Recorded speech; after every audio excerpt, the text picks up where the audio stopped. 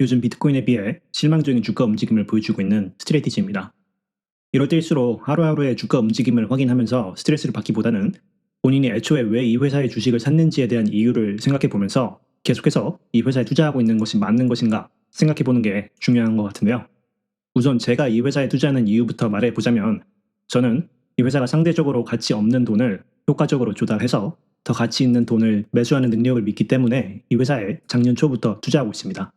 조금 더 구체적으로 말해보자면, 비트코인을 직접 매수할 수 없는 기관들과 비트코인을 연결해주는 다리 역할을 이 회사가 할 수 있다고 믿기 때문에 이 회사에 투자하고 있는 거죠.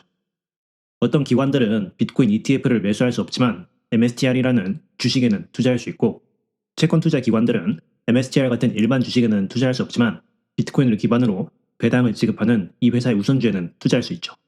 그리고 그 과정에서 경영진들이 본인들의 전략을 투명하게 공개하는 것 또한 상당히 높게 사고 있죠.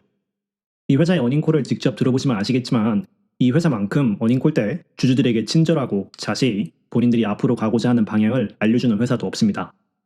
대부분의 미국 회사들은 어닝콜을 진행할 때 누가 봐도 미리 적어놓은 스크립트를 40분 정도 지루하게 그대로 읽고 20분 정도는 월스트리트 애널리스트들의 질문에 답변하는 데 쓰고 끝이 나죠.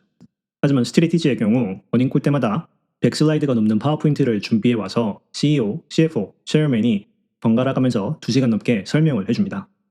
다른 회사들처럼 지루하게 스크립트를 그대로 읽는 게 아니라 본인들의 이해를 바탕으로 자세히 그 자리에서 바로 설명을 해주죠. 많은 분들이 제 스트레티지 분석 영상을 보시면서 어떻게 그런 대단한 인사이트를 가지고 이 회사에 대해서 자세히 아는지 대단하다고 감사하게도 칭찬을 해주시는데, 사실 제가 하는 일은 이 사람들이 설명해주는 말을 그대로 듣고 나서 제 생각을 조금 곁들여서 설명을 해드리는 것 뿐이지 저한테 무슨 대단한 인사이트가 있고 그런 것은 아닙니다. 그리고 이 회사의 경영진들이 우리 같은 일반 투자자들도 이해할 수 있도록 쉽고 자세히 설명해 주기 때문에 이 회사에 대한 제대로 된 이해가 있고, 그렇기 때문에 제 포트폴리오의 절반 가까이 한 회사에 투자하는 상황에서 큰 주가 하락이 오더라도 쉽게 흔들리지 않을 수 있는 거죠.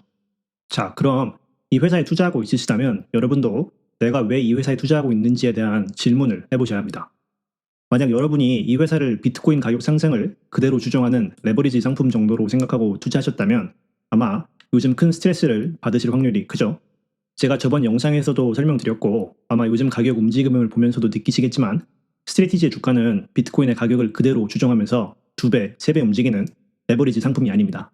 그리고 그것이 이 회사에 투자한 유일한 이유라면 본인이 틀렸음을 인정하고 손실을 실현하는 것도 괜찮죠. 아니면 지금이라도 이 회사의 펀더멘탈들을 공부해보고 본인이 설득이 되면 장기 투자하는 것 또한 방법이고요. 저에게 어떤 주식을 매수한 이유는 그 주식을 매도하는 이유가 되기도 합니다. 많은 분들이 저에게 이제 곧 비트코인 빙하기가 올 수도 있는데 도대체 스트레티지 언제 매도할 거냐는 질문들을 많이 주시는데요. 제 대답은 그 주식이 스트레티지이던 AST 스페이스 모바일이던 똑같습니다. 제가 원래 투자한 이유가 현실로 이루어지게 된다면, 혹은 제가 원래 투자한 이유가 바뀐다면이죠. 제가 기대한 대로 이 회사가 우선주의 운영을 통해 상상을 초월하는 자본을 끌어모으는 데 성공하고 그 결과로 미국 주식시장에서 가장 큰 회사 중에 하나로 성장하게 되면, 그때는 다음 성장 스토리를 가진 주식에 투자하기 위해 매도를 할 겁니다. 혹은 이 회사에 애초에 투자한 이유였던 이 회사가 돈을 효과적으로 끌어모으는 능력이 예전 같지 않다고 판단되거나 경영진들이 본인들의 약속을 지키지 못하는 모습이 보이면 그때도 매도를 하기 시작할 겁니다.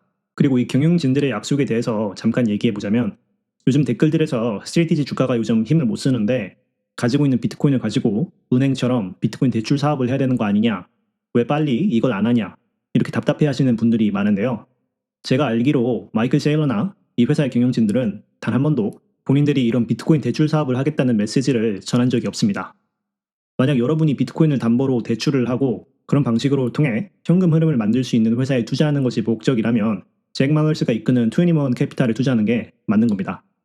이 회사의 CEO는 공개적으로 이런 비트코인 대출이 본인들의 사업 모델이라고 설명하기 때문이죠. 그렇기 때문에 본인이 투자하는 회사가 가고자 하는 방향성에 대한 제대로 된 이해를 가지고 있는 것이 장기 투자할 때 가장 중요한 사항입니다. 자, 그럼 본인이 이 회사에 왜 투자하고 있는지에 대한 구체적인 이유를 생각해 보셨다면, 그리고 그 이유가 아직도 타당하다면, 이번엔 요즘 스트레티지의 주가가 힘을 못 쓰는 현상에 대해서도 생각을 해봅시다. 아무리 우리가 원래 투자한 이유가 그대로 유지되고 있더라도 우리가 투자한 회사의 주가만 유독 힘을 못 쓴다면 그건 혹시라도 우리가 아직 인지하지 못하고 있는 어떤 이유가 존재하고 있을지도 모르니까요. 특히 스트레티지의 주가는 7월 18일을 기점으로 큰 하락을 하고 있는 게 보입니다. 이때 이후로 비트코인은 전고가를 다시 돌파했기 때문에 많은 분들이 스트레스를 받으셨는데요. 제가 투자하고 있는 다른 비트코인 트레저리 컴퍼니들인 메타플리닉과 SWC와 함께 비교해보니 이 날을 기점으로 이 회사들은 훨씬 더 심한 주가 하락을 보여주는 게 보입니다. 그리고 제가 유용하게 비교하는 상품이 있는데 바로 비트와이즈에서 운용하는 ONB라는 ETF입니다. 이 ETF는 스트레이티지나 메타플래닛처럼 비트코인을 매수하는 회사들을 모아놓은 ETF인데요. 이 ETF 역시 스트레이티지와 거의 똑같은 움직임을 보여주고 있죠. 자, 이걸 보면 우리가 알 수 있는 것은 이번 여름의 이 실망스러운 주가 움직임은 스트레이티지에만 제한된 것이 아니라는 겁니다.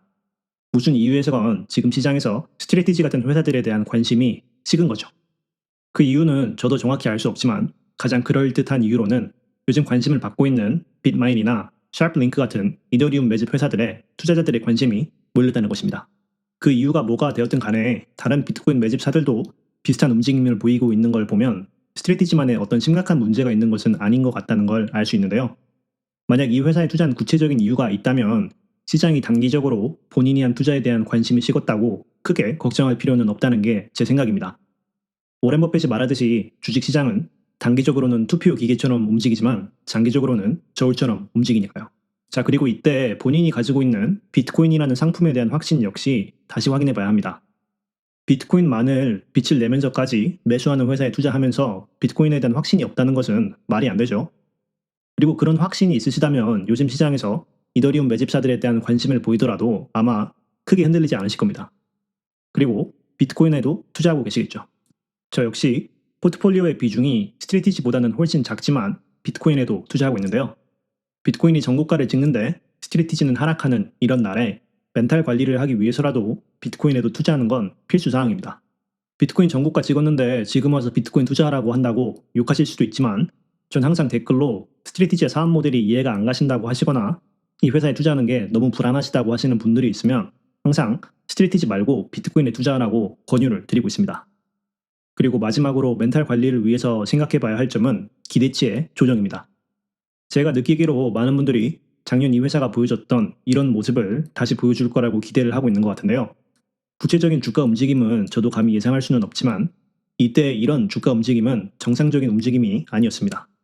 특히나 이때는 제대로 된 비트코인 매집사가 스트레티지밖에 없었기 때문에 투자자들이 더 몰렸다고 생각할 수도 있죠. 하지만 그 9개월 사이에 이렇게나 많은 비트코인 매집사들이 생겨났고 그 사이에 스트레티지의 덩치도 꽤나 커지는 상황에서 금방 또 이런 움직임을 보일 거라고 기대하는 건 아마도 좋지 않은 생각인 것 같습니다. 물론 저도 인간이기에 이런 움직임을 다시 경험해보고 싶고 그런 이유로 상대적으로 작은 규모의 회사들인 메타플래닛과 SWC에도 투자하고 있죠. 그리고 그 결정에 대한 대가로 스트레티지보다도 훨씬 안 좋은 수익률을 기록하고 있습니다. 거기에 더해 요즘 이제 이 회사의 주가를 구원할 유일한 길은 9월달에 S&P 500에 합류되는 것이다 라고 생각하시는 분들이 계신 것 같은데 제 생각은 조금 다릅니다. 이 회사가 최근 분기에 새로운 회계 룰 덕분에 역대급의 실적을 발표했지만 시장은 큰 관심을 보이지 않았죠. 이 회계 룰 덕분에 좋은 실적을 발표했다는 것은 S&P에 합류할 수도 있다는 자격 요건을 갖추었다. 그거 말고는 사실상 큰 의미가 없는 사항입니다. 그리고 전통 월스트리트 투자자들이 스트레티지의 이런 실적에 대해 별 관심이 없는 것을 보면 S&P 500 커미티 멤버들도 아마도 이 부분에 대해서 그다지 좋게 평가해주지 않을 확률이 크죠. 이번 분기는 비트코인의 가격이 상승했기 때문에 회계상으로 흑자를 기록했지만 다음 분기에 비트코인의 가격이 하락해서 다시 적자를 기록할지는 아무도 모르는 일입니다.